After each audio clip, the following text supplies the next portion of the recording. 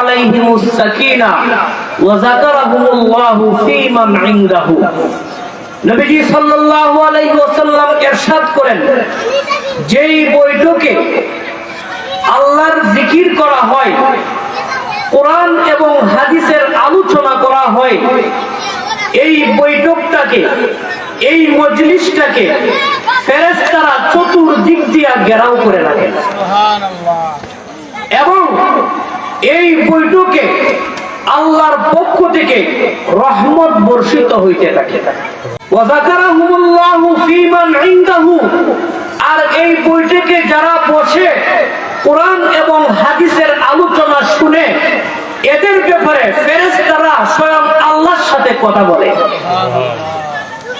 এখন বলতে পারেন, ফেরেশতারা আল্লাহর সাথে কি কথা বলে? ফেরেশতারা আল্লাহর সাথে কথা বলে, আল্লাহ দুনিয়ার জমিনে তোমার বান্দারা তোমার গুণগান গাইতেছে, তোমার বরত্ব, তোমার কুদরত তারা বর্ণনা করতেছে। আল্লাহ পাক তখন ফেরেশতাদেরকে বলেন, হে আমার ফেরেশতা, তারা কি আমাকে দেখেছে? ফেরেশতারা বলেন, আল্লাহ না, তারা তো আপনাকে দেখে নাই, শুধু আপনার কুদরত দেখছে, আপনার নিদর্শন দেখছে। আল্লাহ পাক তখন ফেরেশতাদেরকে বলেন, হে আমার ফেরেশতা, তারা কি চায়? ফেরেশতারা বলে, আল্লাহ তারা জাহান্নাম থেকে মুক্তি চায় আর তোমার জান্নাত নামক নিয়ামত তারা চায়। আল্লাহ রাব্বুল আলামিন তখন বলেন, হে আমার ফেরেশতা, তারা কি জাহান্নামের শাস্তি দেখছে?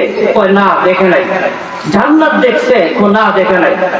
তখন আল্লাহ রাব্বুল আলামিন বলেন, হে আমার ফেরেশতা, তোমরা সাক্ষী থাকো, আমাকে না দেখে, আমার জান্নাত জাহান্নামকে না দেখে আমার বরত্বতা ঘোষণা করতেছে, আমার গুণগান গাইতেছে, তোমরা সাক্ষী থাকো, আমি তাদের সবাইকে মাফ করিয়ে দিলাম। এজন্য এই মজলিস, কোরআনের এই আলোচনার মজলিস, হাদিসের এই আলোচনার মজলিস অত্যন্ত দামি মজলিস।